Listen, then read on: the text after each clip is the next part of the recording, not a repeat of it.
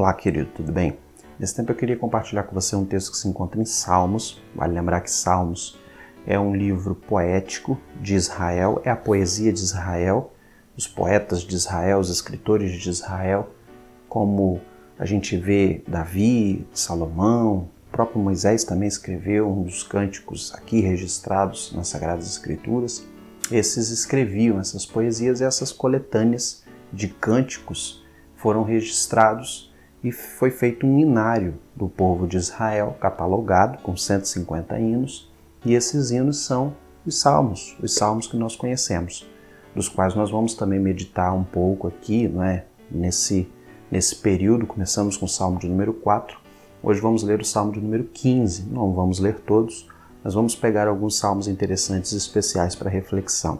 Salmo de número 15 também é um salmo de Davi, e se é um salmo de Davi, ele pode ser datado ali no período áureo de Israel, de mais ou menos 1000 anos antes de Cristo, quando Saul deixa de ser rei de Israel, já havendo a personalidade de Davi sendo evidenciada tanto pelo povo quanto pela história, e surgindo ali uma monarquia a partir de Davi. Então a gente acredita que esse salmo tenha mais ou menos esse período de 1000 anos mais ou menos antes de Cristo. E esse salmo é muito legal porque é um questionamento de Davi sobre comunhão com Deus e quem há de habitar com Deus. Salmo de número 15, a partir do verso de número 1, diz assim: Senhor, quem habitará no teu tabernáculo? Quem poderá morar no teu santo monte? Aquele que vive com integridade, pratica justiça e fala a verdade de coração, que não difama com a língua, nem faz o mal ao próximo, nem calunia o seu amigo. Aquele cujos olhos rejeitam o desprezível, mas que também honra os que temem ao Senhor, os que não voltam atrás, mesmo quando jura com prejuízo, que não empresta seu dinheiro exigindo juros, nem recebe suborno contra o inocente. Aquele que agir assim nunca será abalado. É interessante pensar que Davi já tinha uma consciência moral muito interessante a respeito da vontade de Deus no seu tempo. E é interessante que você já vê na concepção do Antigo Testamento, que no Novo Testamento fica um pouco mais evidente com a cruz de Cristo, não pelo mérito do exercício das coisas feitas pelo homem e pelo processo pela obediência você será salvo e pela falta de obediência você será condenado, mas você também vê tanto no Novo Testamento quanto também no Antigo Testamento, que é o princípio aqui, uma condição para que você tenha de fato comunhão com Deus e para que você alcance de Deus a redenção. A gente aprende no Antigo Testamento que o princípio de obediência à lei era o que dava ao homem essa comunhão com Deus e a certeza que ele seria salvo. Já no Novo Testamento a gente sabe que não é mais a observância de leis e de rituais, e sim a fé em Cristo Jesus. O amor a Cristo Jesus, a devoção a Ele, a entrega à pessoa do Senhor Jesus Cristo, faz com que a gente transforme a nossa vida, transformando os nossos atos em atos que glorifiquem a pessoa de Cristo, e esses atos dia a dia vão amadurecendo em nós a presença plena do Espírito Santo, moldando a nossa vida e nos acertando e endireitando a nossa vida ao encontro com Deus, a morada eterna com Ele. Agora é interessante que Davi diz que para você conseguir morar com Deus de fato, você precisa ter um compromisso com Deus e um compromisso com o seu próximo, que é muito maior do que somente a lei de Moisés, entende? As pessoas às vezes gostam muito de ficar presas nos dias de hoje à lei de Moisés, dizendo que são os mandamentos que foram colocados por Deus no Êxodo, que garantem ou não a salvação do indivíduo. Mas isso não é verdade. A palavra de Deus, por exemplo, no Salmo 15, diz que a essência da integridade, da moral do homem para com Deus precisa ser algo que transpasse a concepção legalista de uma normatização escrita do que pode ou que não pode, do que o homem pode ou não pode fazer, entende? Não é porque está escrito que eu não devo fazer, porque se não houvesse escrito ou se não tem nada escrito a respeito de um assunto, eu faço e não tem problema nenhum, sabe? Não é uma questão de regras, é uma questão de consciência de quem Deus é, de quem você é e do que agrada a Deus e do que é ou não importante a vida do seu irmão.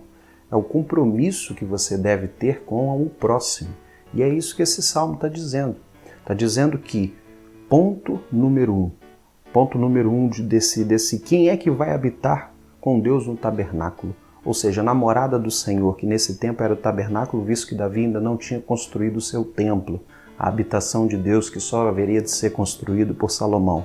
Quem é que habitará junto ao Senhor, no seu templo, no seu tabernáculo, no seu santo monte, ou seja, na presença de Deus? Quem é que vai morar nessa presença de Deus? Quem é que vai andar de fato junto com esse Deus agora e eternamente? E aí ele coloca o ponto número 1, aquele que vive com integridade. Eu gosto muito dessa palavra, porque integridade traz uma concepção de que você precisa ser íntegro, e a palavra íntegro vem justamente da tradução de um termo que significa completo.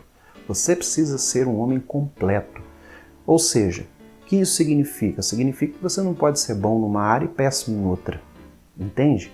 Você não pode ser, por exemplo, um excelente profissional, um péssimo pai. Você não pode ser um excelente marido, um excelente profissional, um excelente pai, mas quando você está no convívio com os seus amigos, você é péssimo. Entende? Você não pode ser extremamente bom em uma área e em outras áreas da sua vida você ser um destruidor, né? Um pecador, uma pessoa completamente sem uma avaliação pessoal e sem completo controle sobre situações e problemas. Você precisa ser uma pessoa completa. Você precisa ser uma pessoa que consiga ser um exemplo de Cristo Jesus, um exemplo de servo de Cristo Jesus, de cristão, em todos os aspectos da sua vida, em todos os momentos da sua vida, em todos os lugares, em todas as facetas. A sociologia diz que nós, seres humanos, nós usamos máscaras em determinadas circunstâncias e em determinados ambientes. E é verdade. Por mais que a gente entenda que essa máscara às vezes é sinônimo de falsidade, mas não é isso que a sociologia está dizendo. A sociologia está dizendo o seguinte: a pessoa que você é na sua casa é diferente da pessoa que você é na igreja, que é diferente da pessoa que você é no trabalho. A gente, por causa do convívio, por causa das questões sociais que envolvem os ambientes que nós estamos, nós nos comportamos de forma diferente. Ninguém vai se comportar num jogo de futebol igual se comportaria na presença de um juiz, entende? É natural que você faça distinção de comportamento e de padrões de atitude, de linguajar, de trejeitos, dependendo do ambiente que você esteja. É normal que a gente faça isso, mas o que a Bíblia está dizendo é que a integridade precisa estar em você em qualquer ambiente, em qualquer situação. Seja no seu comércio, seja nas suas finanças, seja na sua prática relacional com pessoas, seja diante de problemas, seja na sua casa, seja no seu trabalho. Quem é você? Você precisa ser íntegro. Você precisa ser uma pessoa que, de todos os lados que as pessoas possam olhar para você, elas percebam que sim, você é um pecador, você é uma pessoa que falha, que erra, mas que você é uma pessoa que vive buscando uma vida íntegra, uma vida correta, uma vida honesta, uma vida verdadeira. Esse é aquele que vai habitar com Deus. Entende como isso é maior do que seguir leis? A lei que Deus quer ensinar no Antigo Testamento, isso já estava indicado para nós, é uma lei no profundo do nosso coração, que é o que ele vai dizer. É aquele que vive com integridade, pratica a justiça e fala a verdade de coração. Ou seja, é aquele que faz o que é justo, o que é correto, o que é amável, o que glorifica o nome de Deus. E aquele que fala a verdade, ou seja, não usa a sua boca para mentir, para esconder, para enganar. E isso fica de forma muito evidente no restante do texto, quando ele diz, olha, ele não difama com a língua, não faz mal ao seu próximo, nem calunia o seu amigo. Ou seja, é aquele que vive com o compromisso de não lesar o seu próximo, de não magoar o seu próximo, de não entristecer o seu próximo, de não ser uma pedra de tropeço para ninguém.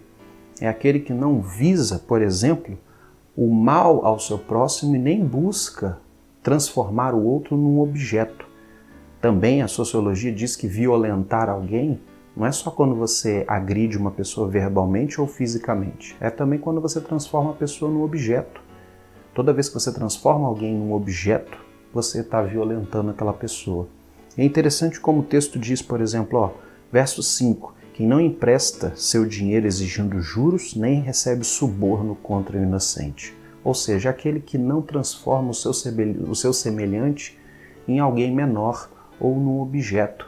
Pelo contrário, a gente entende que na palavra de Deus, a gente, quando compreende a verdade do Senhor Jesus Cristo, e principalmente a verdade de Deus que está contida em toda a Escritura, a gente percebe que a gente deve ser apoio às pessoas. Exercício de misericórdia, de graça, de amor, de perdão devem ser constantes na vida do cristão. E é isso que Deus espera para cada um de nós. E é isso que Deus diz que são esses que Deus explica por meio de Davi que hão de habitar com ele. São pessoas que, no trato com o seu semelhante, elas se preocupam, elas gostam, e elas se preocupam com o bem-estar do semelhante. Elas gostam de ver o outro bem, elas procuram ver o outro feliz, satisfeito, contente também. Afinal de contas, alguém já disse, para que você quer ir para o céu se você não trata bem as pessoas ou se o seu convívio com as pessoas é uma eterna dificuldade? A gente tem que aprender que o próximo é alvo de tudo aquilo que Jesus Cristo nos ensinou e tudo aquilo que Jesus Cristo nos move a ser. Por que Jesus Cristo nos ensina, por exemplo, a sermos misericordiosos? Para o outro. Por que Jesus Cristo nos ensina a perdoar? Para perdoarmos os outros. Por que Jesus Cristo nos ensina a amar? Para amarmos os outros. A função de trabalhar a nossa vida e transformar a nossa vida à imagem e semelhança de Jesus é justamente para que a gente consiga ser sal e luz nessa terra e sermos mais parecidos com Jesus possíveis e também tratar as pessoas que estão à nossa volta, criando assim relacionamentos, elos, parcerias, amizades e assistindo as pessoas para que elas sejam tratadas e também conheçam o grande amor de Deus por elas, por meio da generosidade que Ele nos ensina como valor e como missão. Então essas pessoas vão de andar com Deus. É um princípio de vida. Você viver com integridade, você viver buscando ser completo, você buscando ser justo em tudo que você fizer e buscando ser verdadeiro em tudo que você disser com as pessoas, não para ofender, não para humilhar, mas procurando ser verdadeiro no que tange a jamais enganar ninguém com a sua voz. É isso que Deus espera. Deus espera que a gente seja pessoas boas, para que de fato a gente possa, diante dele, ser agraciado pelo favor divino, da misericórdia, da graça e principalmente da redenção. É isso que Deus espera. Deus espera que a gente absorva o conteúdo bíblico, as informações bíblicas e transforme isso em bem-estar para nós e para o outro. Essa é a verdade que Deus ensina em Salmos capítulo de número 15 e que fica evidente em toda a Escritura, principalmente na pessoa do Senhor Jesus Cristo. Amém? Vamos orar? Deus, nós te agradecemos porque o Senhor nos ensina que para habitar contigo, para morar com o Senhor, para de fato permanecer na comunhão contigo agora e eternamente, é necessário que nós busquemos, ó Deus, amar ao Senhor como primícia e também amar o nosso próximo, e que o nosso amor seja um exemplo de justiça, de uma vida correta, de uma vida íntegra diante das pessoas, para que as pessoas vejam, ó Deus, que nós temos compromisso, sim, contigo, mas também um compromisso, ó Deus, de cuidar do próximo, de cuidar do bem-estar daqueles que estão diante de nós, para que eles também, ó Deus, sejam tratados, para que eles também recebam, ó Deus, do cuidado do Senhor, do amor do Senhor por meio das nossas vidas, que eles entendam que o Senhor os ama e que o Senhor quer que eles também estejam perto do Senhor, vivendo para o Senhor e entendendo os planos que o Senhor tem para cada um de nós, que é uma vida transformada aqui, uma vida íntegra e correta diante das pessoas aqui, que vai fazer tão bem para a nossa vida, para todos que nos cercam, e também vai endereçando a nossa vida a caminhar contigo por toda a eternidade. É o que o Senhor deseja para nós, e que consigamos viver assim. Nós oramos, ó Deus, no nome do Senhor Jesus. Deus abençoe sua vida, querido, em nome de Jesus.